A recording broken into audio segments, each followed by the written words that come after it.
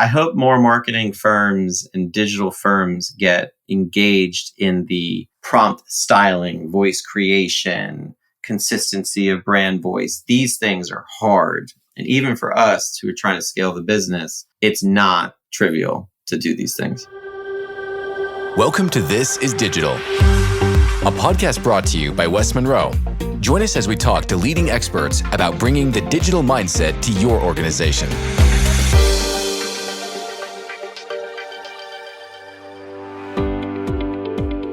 Hi, everyone, and welcome to This is Digital, a business podcast where we break down the latest digital trends and share ideas on how you and your company can be digital. I'm your host, Rissa Redden, Chief Marketing Officer at West Monroe. At West Monroe, we help businesses adopt digital ways of working. But what does that mean, and how do you define digital?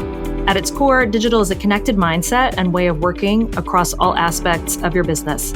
However, our team knows that digital can be interpreted in so many ways. That's why, as you listen to This is Digital, you hear different definitions of what digital means to us and to our guests. Hi, everyone, and welcome to This is Digital. I'm your host, Rissa Redden, Chief Marketing Officer at West Monroe. At West Monroe, we help businesses to be digital. Digital is a connected mindset and way of working across all aspects of your business to create real financial value. Today, I am delighted to introduce Donnie White, CEO of Satisfi Labs. Following the excitement from the Super Bowl just a few days ago, we will explore how the latest developments in AI and technology showcased during the event are transforming the very essence of the sports industry. Donnie joins us to talk about the exciting intersection of digital technology and sports. We'll explore how advancements in AI and technology are not just transforming the sports industry, but also bringing fans closer to the action, closer than ever before. We'll also dive into how the rise in sports consumerism has piqued private investor interest and attention.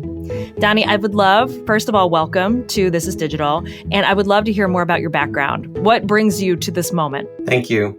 It's a bizarre story. My co-founder and I are from finance, actually financial engineering. So I spent 15 years at Bloomberg. He spent 20 years at CIBC. And when we met, we just thought about what the world needed. And we said, Google is a very cool product, top down. So it's a search engine, helps you find things. But experiences and destinations, there's no menu. There's no place to know all the things you could do or buy. And we were talking about Citi Field. And we're reading a menu. He looks at a menu at Citi Field and he goes, "Hey, do you know they have bacon on a stick there?" I was like, "Oh my God, love some bacon on a stick. But how would you know it's there?" So we pitched an idea to the Mets and we created a menu of the stadium. And the top thing was, "Would you like some bacon on a stick?" And people start slamming it and the line gets long. We realized we were onto something about digitizing the purchase and search experience for locations. And that's really how the company took off. So bacon on a stick is how it all got started. Bacon on a stick. So good, by the way. If you've never had bacon on a stick. I don't believe I've ever had bacon on a stick. And now I'm going to need to go and have some bacon on a stick. I had some delicious bacon in Las Vegas last week at Peter Luger's in Las Vegas. But yeah, they're always good, the bacon. Okay, so sports is a fast-paced sector, and staying up to date with the latest trends and expectations has created a precedent for fan experience and engagement. Now, tell me more. So you're describing the menu that did not exist that you created for a stadium experience. What are some other examples of the fan experience that you think where there's opportunity to make it better or make it more interesting? It's fascinating what people will tell you about themselves if you give them a channel to do so. So a lot of marketing today is clicks on an image or engagement on media. But our product transitioned because we got pushed kind of this direction. And some of the teams started calling it Ask Me Anything. That's quite a broad expectation. We started to learn about mothers interested in nursing station availability. We started to learn about allergy sensitive children. We started to learn about people that had autism and were curious about what the sensory type options were for them. So instead of a survey, which is even very curated to questions, Ask Me Anything is both a dangerous but exciting way to hear what fans were looking for. So we were able to adjust a lot of what our teams are doing just by telling them, hey, this is what fans are wanting and this is what they're trying to do. So it was pretty amazing to watch it transition to that. Well, when you ask an open-ended question, how do you then distill that down into the action steps that you want to take, right? I mean, to your point, you're opening up the door, you're throwing the door wide open for people to walk through. How do you discern, or how do you separate the signal from the noise with all the information coming in? That's where the math models came in to an extent, but by having a number of clients, we were very early with Major League Baseball. We were able to say, well, if it happens in one location, we'll make a note of that and listen in other ones if it happens a second time. So there are some crazy experiences that if the Mets, as an example, had it, and then all of a sudden the Red Sox did, we could identify it and then say, okay, is this a one-time thing or is this a many-time thing? We do need to look at the volume trends, not the one-offs, because the one-offs will throw you in the wrong direction. No, that's exactly right. Tell us more about the solution that you created. So it's a two-way chat solution to really revolutionize the experience. But can you maybe walk us through how that would work? So you're thinking about going somewhere, and how would somebody engage with the solution that you created? Yeah, it's very much about customer journey, very popular term, which is applicable to any industry, whether you're in finance or insurance or automotive. There's a customer journey somewhere, whether it be to a location or to a website. So we started creating a model that could understand intents and then help people pre-plan by providing them, hey, what kind of things do you have for my kid who's gluten-free? Or, hey, where's my parking opportunity look like? And can I get closer if I pay ahead? How do I change my seat? And as we started to learn the use cases, it just started to build to be smarter and smarter. So it started on the website entry point, and then we created another entry point on the app. So you had pre-journey, on-site journey, and then the ability to give feedback post-journey. So we covered all three phases, but it was multi-channel. And how did you measure the success of the solution?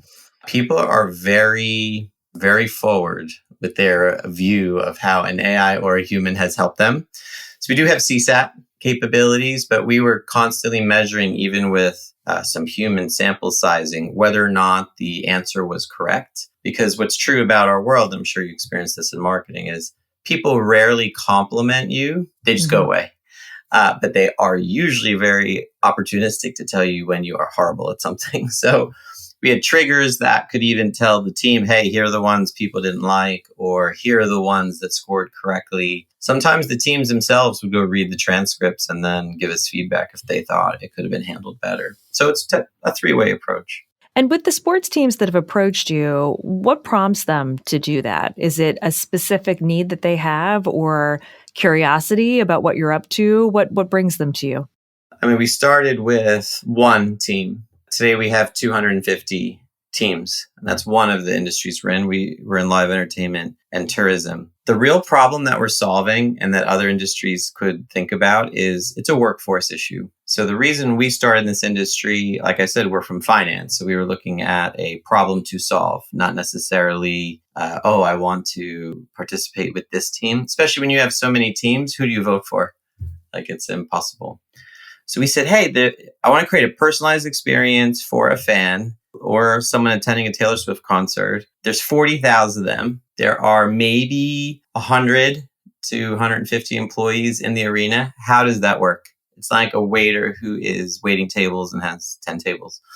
So there was no way for a human to provide this level of service. Only an AI could. So the people that helped us train it to actually emulate what they would do if they could clone or replicate 50 or 1,000 of their best employees, that was really what curated the product and what people are interested in. How is your company leveraging generative AI? If you're trying to get the most out of this new technology, check out West Monroe's video podcast called This is AI. Our AI experts show you real examples of how to use AI for the best results. You can find This is AI on YouTube and wherever else you listen to podcasts. Something that we've found at West Monroe is often people are eager to play with AI. They're eager to do more with AI, with generative AI. But what you uncover is that there are some data issues that are needing to be fixed or solved before you can really see the benefits of AI. Is that similar to your experience with AI? Yes.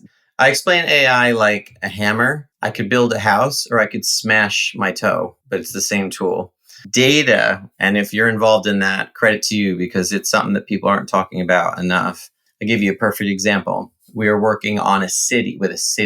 So a DMO is marketing organization that wants to help locals get the most out of their time living there and then help visitors come to experience the city. We downloaded a feed from their website of events and about 1,000 blogs. So the way generative AI works is it says, okay, I'm going to go summarize based on the data available to me and provide an answer. And someone said, what's going on next weekend? There was a blog that had a big event that was actually the same day, let's say the 21st of Feb or whatever, but a year ago. And the feed had another event, which was on the 21st this year. The LLM doesn't always interpret time well unless you remove old data. So sometimes what we've seen are clients are mixing the timeliness of data and it confuses some of these models. Just one example. I have 100 examples, but without data integrity and strong organization, the LLM market will fail. What are some other examples besides time? We had a couple where something as simple as a phone number. So the way it works is someone had scraped a blog where like the chairman had somehow dropped his office number in, it wasn't even a blog, it was a document internally. And the chairman said, contact here. And someone asked the LM, how can I call you? And the only phone number and all the data that we curated was his. So it said, great, you can call us here because you have to really tell it what data you're supplying it. And so we have something called a vector database that organizes the data a certain way and gives it subject and context. Without that, these models are really just searching for what they find. And if they look at 1,000 pages and find one number and someone says, how do I call you? Guess what they're going to probably do. So it's really fascinating how we've actually found when we started this, customers were overloading it with data, thousands of web pages, when it only really needed 5 or 6 to get the job done. And the overload caused chaos, too much conflict. And that's actually where the models will struggle.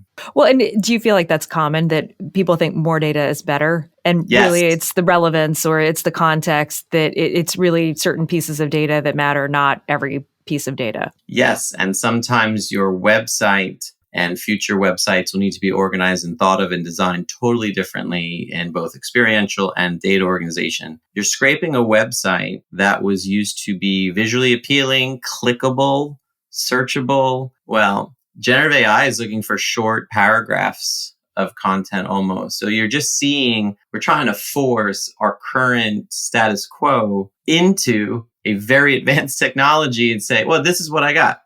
And that's just not sufficient to optimize it. No, and what you're describing reminds me a little bit of when you move into a new house. That do you really want to take everything from the old house into the new house, Right. Or do you want to see it as an opportunity, or do you want to see it as an opportunity to dump the junk and take some things to the Goodwill and then decide pare back what's really relevant in the new environment? We've talked about that. We're thinking of moving, and I'm like, what are we taking with us? And she's like, burn it all. Like I don't want. Burn it to the ground. But it's an option. It will be. Unfortunately, I think what you're also seeing on the data side, sometimes the existing staff at a firm, they feel somewhat like they need to figure it out themselves. And so they don't hire perhaps a company like yours or a consultant or some other person who does this all day. Like I always say, listen, I do this 12 hours a day, pretty much 6.5 days a week. We've seen things, but when you watch a couple of things on the media or you feel comfortable, you're like, well, I could do this myself. I love that energy, but man, if you haven't taken into account 5 or 6 real pitfalls, the result could be real bad. Like the very famous car dealer who sold a Suburban for $1 because someone manipulated their chat. It's something you could Google, but it's a perfect example of just a misuse of the tool. Well, misuse of the tool, but also sometimes it's, I think, challenging. It's the point that you raised of if you do this all day, every day, you're going to see the problem differently than if you've never done it before, right? I mean, that makes common. We learn by errors. Absolutely, but that can be very expensive depending on where you are. Yeah, it was. Tell me, Donnie, so you probably work with some Florida-based sports teams. What are some examples of the work that you've done, maybe with some of your Florida clients? The first NFL team we ever got is the Tampa Bay Buccaneers. So that was like 20 16. They've actually been awarded multiple years for fan service expectation. To be honest, they really came up with a lot of the ideas about how to help a fan navigate the stadium. There's the bot is a big how may I help you? I believe it's presented by Hertz, actually, which is another pretty cool angle on this. We think about the advertising angle of AI. It's something people are not talking about. But they really curated their like training manual almost of how they teach a person. If you go to a Bucks game anytime, you'll see someone with a sign, how may I help you? We downloaded all of that into the app. So you'd have either a human personal experience, if that's what you want, or a digital one. First hockey team was the Lightning. Mr. Vinnick is a significant investor in the company. He has supported us tremendously over the years, including during COVID when we weren't the most popular company ever. I always give him appreciation for that because he had his own problems, but yet he was able to do something for us. Their marketing team got real involved. They gave it a caricature and they started to make it more about fun and fan engagement. So we ended up moving our headquarters to Tampa because we had so much interest from the teams, including like Zoo Tampa and Clearwater Aquarium. So it's really been fun to kind of focus on the Florida area. When this episode airs, Donnie, the Super Bowl will be over. But could you tell us a little bit about what you're expecting in terms of the digital fan experience when it comes to the Super Bowl? Yeah, I mean, we've worked so many events for all the major leagues and continue to do so. The fan expectation gets higher every year. Like in the first year, it was, well, I'm content with food and ticketing help and things like that. Now it's like, well, what time is this concert 2 days before? And what time is this person going on? Is Taylor Swift going to make an appearance? Like there's all these things that have come up. So now the expectation of products like ours has almost raised to a point that's difficult to achieve because the media has said, look, ChatGPT can do anything or Google Vertex AI can do anything. So I've seen a shift from, wow, I can't believe it helped me find my favorite IPA near my seat to, wow, I can't believe it can't predict the next presidency of the United States. So it's starting to go over on the wrong side in some ways. With expectations. How do you think about predicting out the expectations, right? Like if they're continuing to rise, how do you understand what's next or what people are going to be looking for next?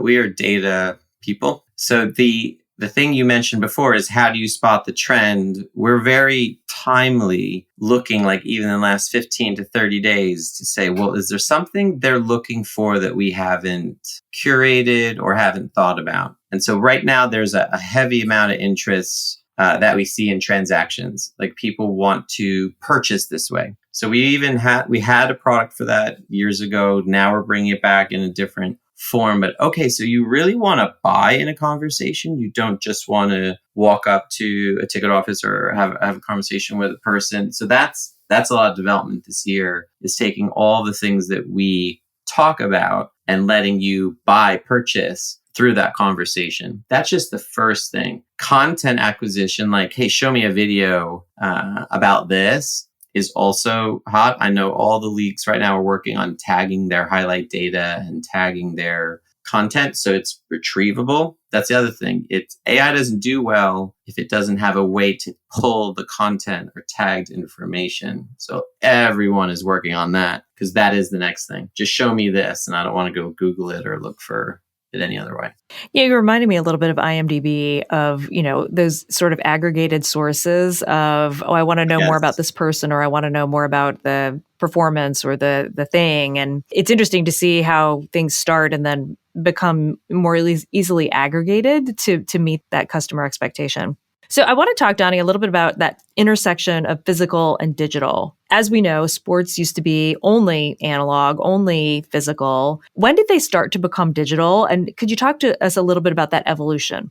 Yeah, with streaming and, with products like MLB TV means that you can now watch out-of-market games. And so the fandom started to grow outside of your local city when you were able to easily access other teams. So I grew up a Minnesota Vikings fan. I was born outside Boston. I lived in Cincinnati, and then I really grew up in Brooklyn. None of those things have to do anything with Minnesota. However, I loved the helmets when I was little, and I used to watch one game a year if they made it to Monday Night Football, or I'd have to watch or listen to them on a computer and see a little helmet move.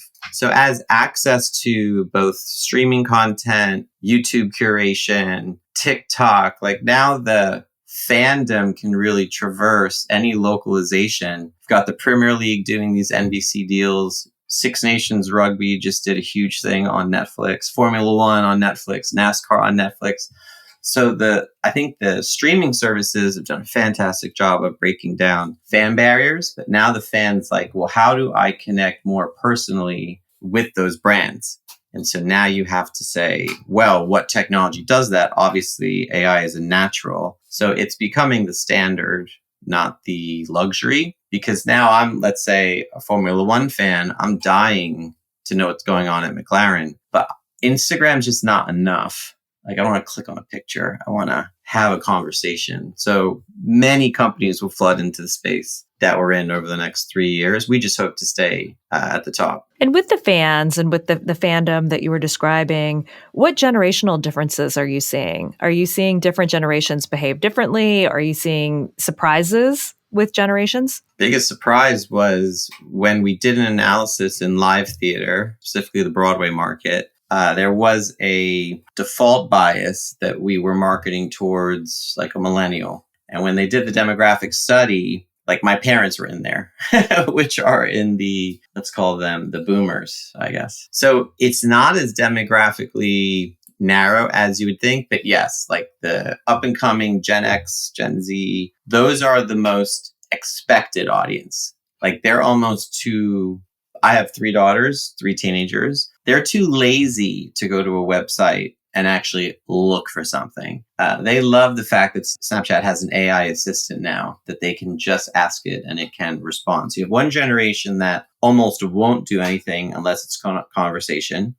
You have the boomers who love the fact they can voice to text. So you find that a lot. They're using, hey, tell me if there are tickets available on Sunday, or tell me where to find an IPA. And then the middle ground is really the ones we're kind of fighting for a little bit, which is I think the 35 to 50 or 30 to 45 range. That's where there's a small number that still want personal human relationship experience, but every single 6 months, more are converting over for the convenience. And I would tell you the work from home transition has driven it more than anything. I want to do this at night, not during the day. So most staffing is during the day, and AI is usually staffed at night. That's an interesting point about work from home and all the many things that it's influenced. And after hours, when AI is in charge. Interesting. 70% of our volume comes after 6 o'clock.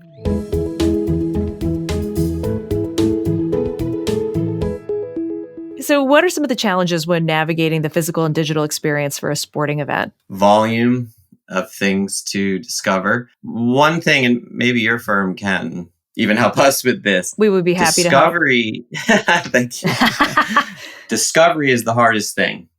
There is a bias of the chatbot pre-chat GPT that it was a deflector tool, mostly keyword based, and it was designed to throw an FAQ back at you and get rid of you because you weren't important enough for a person. That was my perception being in the business. We chose a different path to do something different. Now you flip to the expectation is so high that perhaps it could do anything. But when you start the experience, we have what's called a welcome message, which tries to guide the user on what I can do, what my AI can do, and what the limitations are. So sometimes the user doesn't get what they want because they don't know to ask or don't know how to ask. When you think about channel and all the things that you can do in marketing, discovery of capability is really hard in this industry. And I don't think anyone has done a good job of solving it well. Well, I think you raised an interesting point around, is the strategy deflection? Is the strategy engagement? And you've made a choice around engagement. I mean, it feels a little analogous to prompt engineering, that it's then more about how do you frame up a question, or how do you frame up the problem to be solved? And we've spoken before, I think it was with Betsy Ziegler on this podcast, about there needs to be more discipline and rigor around problem statements, because otherwise you're just not going to see the value from a tool like this one. Is that fair to say? Mm-hmm. The way I talk about it is, what problem are we trying to solve? What is the current solution? How is this a better solution? And then, yes, what does success look like? Much of the generative AI you'll see is human supportive. It means you'll see taglines like, this is safe and this is trusted. And when you dive into some of those, look real close, because some of those are, the generative AI is going to create a response for the service agent and they're going to send it. So it's safe and trusted because there's still a human wall before it goes out. That's not what we do. We send it out and we have a whole system in place to read it multiple times and interrogate it and such. But the prompt engineering thing, even how you style what your goal to close the conversation looks like, this is not simple stuff. Someone said, I wrote a prompt the other day. I feel like, yeah, you are one. We have like 1,000. I mean, I hope more marketing firms and digital firms get engaged in the prompt styling, voice creation, consistency of brand voice. These things are hard. And even for us who are trying to scale the business, it's not trivial to do these things. Well, and I think you raised an interesting point around brand voice of how do you drive that consistency? And certainly there are a number of tools on the marketplace that are meant to do that. Brand voice is trickier, I would think, because there's more nuance attached to it. And, how do you deliver that consistency of experience through the brand voice? The way the content is written very much drives the personality of the creation of the AI. We work with Miracle Mile in Las Vegas. They have a persona named Jules. So Jules is like your Las Vegas personal assistant for things going on and things at the retail location that they do. So Jules will say things like, if you're like, hey, where can I get a men's suit? She'll say things like, well, I love a man in a suit. And that's one brand voice. That's not what the Mets want. That's not what maybe Mall of America want. So what happens today is when we're creating content, I think a new market, which might be a shift in marketing, is content styling and curation for AI purposes. Right now, you see a lot of web scraping or document scraping of existing content, but it's not being curated or shifted for the AI experience. So there's a little disconnect there, and we're happy to take what we can take, but there is a middle ground where someone will be focused on content AI creation. That's a new business. Well, do you feel like that's going to be similar, though, to SEO? That, websites are now written for SEO purposes. That, Yes. That's a different style of writing than if you were to write an article for a news publication. And I think that's an interesting point of what's the purpose of the writing? What's the end goal of the content? And how does that shape the content? I think that's a really interesting point of who's the audience. And at one point, is AI the audience? It's an interesting idea. Yeah. And do you want, like, when you talk about some, let's say, customer servicey documents, you said, is it engagement or deflection? So the way you curate the information matters, and also what the next call to action is. So we actually did a study at a music festival in London, and something absurd, like the number one intent preceding an upgrade call to action. So imagine any business right now, they treat the customer service channel as a cost center. Biggest mistake ever. I could data mine you to death on why that's a mistake. So someone asks a question like, can I bring a bag? Seems like a customer service question. That question costs us money, right? It's boring, FAQ. The next question was, how do I get a better ticket? And the reason is there's like an airport behavior of, in some instances, a person will assume or think that they could have a different experience at the security line if they pay more. What this kind of experience does, the Ask Me Anything, even the AI, is customer service lead gen are literally merged.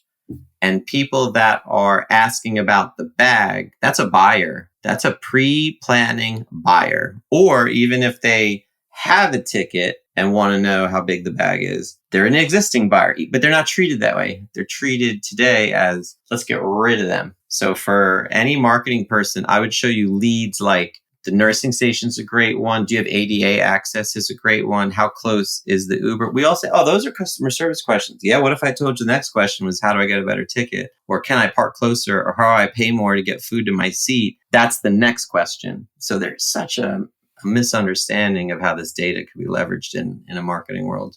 Well, Donnie, you're reminding me of, I took a class at University of Chicago with Dick Thaler, who wrote the book Nudge.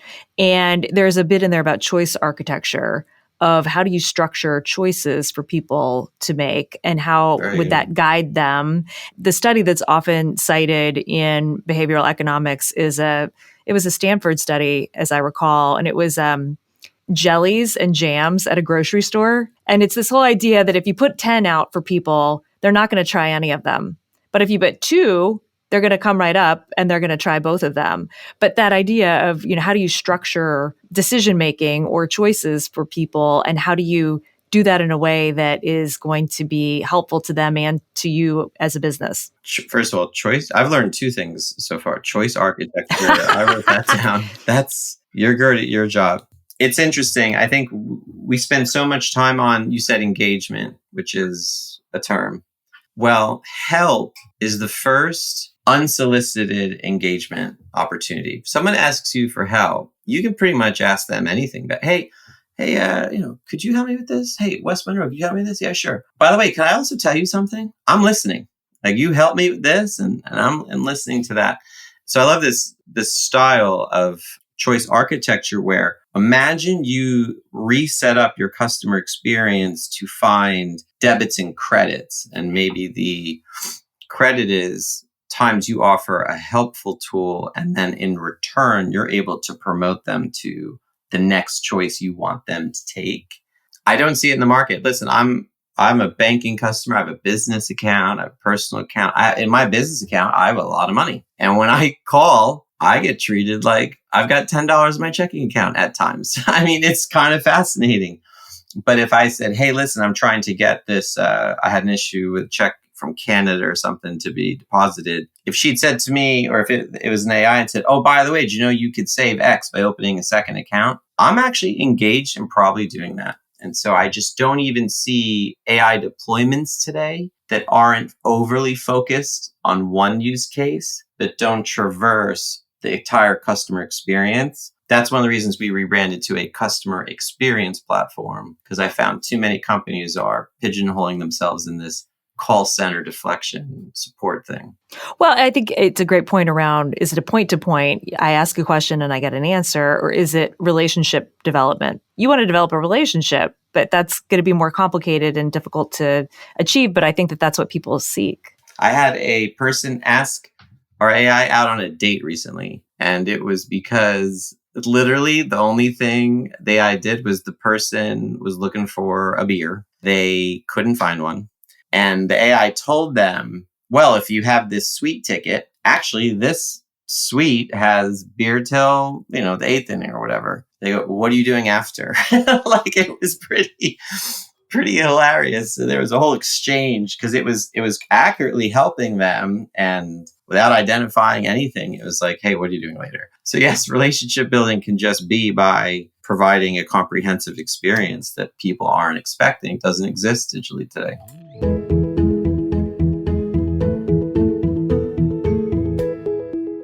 Historically speaking, the sports industry has had more individual ownership from wealthy families. However, there's been a shift over the last several years with leagues, F1 you mentioned, MLS, NHL, MLB, and the NBA, and shifting regulations to allow private equity backing and backing from multiple investor groups. How will this change sports? I'm just thinking about my words. I have some owners on the cap table. So I'll just be my opinion. When you see private equity groups coming out of my background, there was a more negative connotation on that term 10 years ago. Private equity groups were, hey, we're going to come in, we're going to bring in our people, we're going to change everything, we're going to slice staff, we're going to make this more efficient. I met with 10 private equity groups so far this week, just about future things that we want to do. There's been a real shift in the strategy of that market. You'll see what's called, I'll use this analogy, a lot of them are founder friendly, which means we're looking for people that want to drive the business. We want to support, help out, and optimize, but we're not looking to make this into some chop shop or crush it. I think private equity is a positive thing in the sense that now you have a team and an organization. It's not necessarily management by lineage, which I think has been successful in the past. You could look at the Mr. Hunt, and that family has done well over there. There are other times that you'll hear an employee say, wow, I can't believe I'm under the same ownership structure. I'll never get out until they sell. And so you always have teams on both sides of it. I think it's a positive to have structured financial groups run businesses optimally, because the fan is ultimately going to be the person that drives it. Fans become the boss either way. But I think even in private equity, you'll see a bigger focus on the customer potentially than some of the family-owned businesses, not the ones that I work with. I put them at the top. Well, and to level set a little bit about the opportunity. So here are a couple of facts for our audience. According to a new study by creditcards.com, consumers spent $56 billion to attend sporting events over the last year. And does that number shock you, or is that you? Oh yeah, that sounds about right. 56 billion. I thought it was 70, honestly. It's just because the pricing of an experience, I don't know the last time you took your family to anything, but I took my family to a game recently and I was like, wow, this is Bermuda. Like, it's just that kind of I got 3 girls, so it is expensive, but there's something about it that's not replaceable. Creating a memory is difficult. The joy of your team winning, especially if you're really into the sport. My daughter and I still talk about a game we all went to 10 years ago. And it's like lore, and there's a picture and a family story. So I think the teams are doing a better job of creating an entire experience. It's not just, I walk in, I get a hot dog, I watch the game, I walk out. You've got barbershops in some of these NBA arenas. You've got rock walls, a zip line. I mean, it's really becoming like more of an entertainment center with the game at the centerpiece of it. But I'm impressed with how much they have found to make it enjoyable, and people pay for what they enjoy. And so that's what sports doing a good job of. Well, and not a sports example, but I was in Las Vegas last week and had an opportunity to go to the Sphere and to see U2 and Achtung Baby. And it was an incredible experience, and digital, immersive. I mean, the whole thing was an incredible experience, from walking up to the Sphere to finding the seats and enjoying an amazing concert. Yeah, I find now, even with some of the access that I have, which is unique to others, a sporting experience to me is preferred, or the centerpiece of a vacation. Like when we go somewhere now, we usually go around an event as opposed to just 5 days on the beach. We'll go spend 3 days or 4 days in Minnesota around a game, and everyone has a blast because the game becomes such a centerpiece. So I think the spending can even increase. I think there's greater opportunities, and you'll see back to the ownership layer, they're building districts now.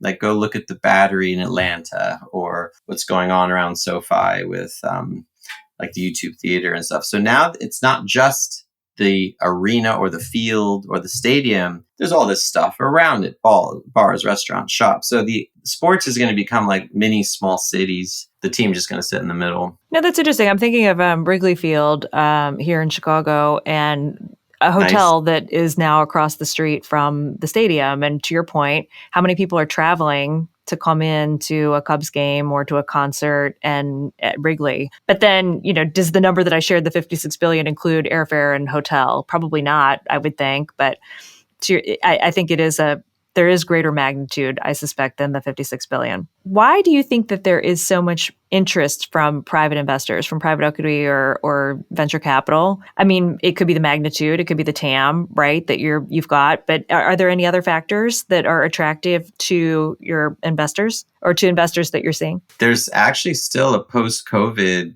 I want to say surge, but what COVID did was it created a very clear demand projection, because people were lost or without something that maybe we assumed was a luxury. I think I talk to investors every week, but the people are willing to spend their consumable income on a live experience. It's one of the things. And so it even is prioritized to a certain vacation, or maybe even certain clothing. It sounds crazy, but maybe even a better car. Like, there's just this high priority of seeing their right band or for the right show. We work with all the Broadway shows, pretty much all the Broadway shows in New York. And people will say, well, that's what I'm doing this year. I'm just going to that. So you're seeing the market grow, even when prices increase. If you see some of the NFL or MLB things, people are not emptying the seats either. Team success breeds income. There's parity in most of these industries. So you can just statistically see that people will spend more. I'll second, though, the investors see the real estate and outside sport opportunity surrounding the teams. And also the rise of women's sports, I think, is super important. My daughter plays volleyball, and she's so excited about the pro league that's coming out. And now she's watching college games on stream. So you're not just seeing the major sports. You're finding new fans in maybe underrepresented sports, especially women's sports, where people are like, wow, I could watch a women's game. That's great. And so that's new money, and that's new fans and new activities. I'm excited that it's almost like the sports market's growing, even though a lot of these things have existed, but access is growing. And that's why spending will grow. I love that because we're at the start of 2024 and great predictions for what we're going to see in 2024 with expansion, as mentioned. Any other predictions for 2024? With the exception of the Super Bowl, I think a women's sporting event will be the highest watched event in 2024 outside of the Super Bowl. It's the only one I'd put above it because the trend is just too hot. Like Caitlin Clark and all this going on, there's just so much demand for it. And I know when they get the right event at the right time in the right place, it's gonna be it. I think there is a greater spotlight, and I'd love to see it, of course. And I just saw something just this morning, and it was, I want to say Stanford's basketball coach is now the winningest coach of all coaches. She just surpassed Coach K. And it's a bit of an inflection point, it feels like, with women's sports, which is really exciting. We have there's so many role models, at least that we have by name in men's. But I mean, this whole not new generation, but I'm just happy that they're getting the attention that they deserve. My oldest daughter didn't have what my youngest daughter has. My oldest daughter is 20. My youngest is 13, about to be 14. And just to see what's occurred in those 6 years is fascinating. So I'm really excited for this upcoming year. And I think because of the investment in like NWSL and some of these other things, you'll see a huge improvement. So I'm happy. It's happening. No, it's exciting. We're at West Monroe big fans of Girls on the Run, which I don't know if you're familiar with the organization. And, certainly something my daughter participated in when she was younger, and then ran cross country in high school, and then just ran her first Chicago Marathon. And it's so interesting to see how things evolve over time, right? That's something that's the trend. I mean, that's the trend that we're seeing. And this level of excitement for sports, for women's sports, is really incredible.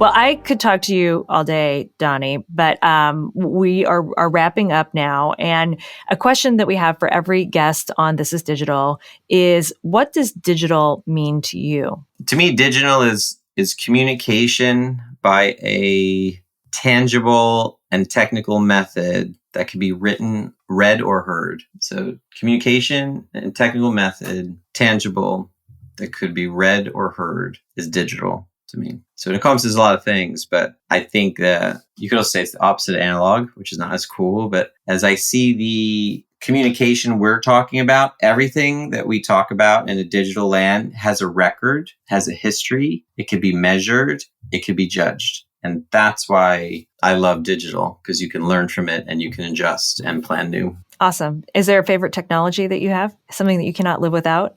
Right now, Wi-Fi. I know that's a simple one. I know that. Well, it's an enabler. Well, right now, I'm using a lot of voice dictation software. I actually have a broken shoulder. If any of you out there have broken your shoulder, don't do it. But I'm using Voice In on my browser, and I can literally Slack and email everyone without them knowing I can't type right now. So voice dictation software has gone a long way. Even if you have two shoulders, I would tell you the speed that I am deploying digital comms is twice as fast as when I could type. I'm a pretty good typer. So that's my new not live without.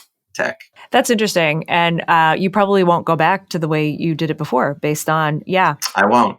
It is so fast. I just pop it in, spit it out, send. I could even be doing 2 things at once. So from a productivity standpoint, this is here for life. Amazing. Well, Donnie White, thank you so much for joining us today on This is Digital. Thank you. Appreciate your time. My pleasure. Thanks for listening to This is Digital. If you enjoyed today's show, please follow or subscribe on your preferred podcast app. And don't forget to leave us a review. For more information on This is Digital, visit westmonroe.com/thisisdigital.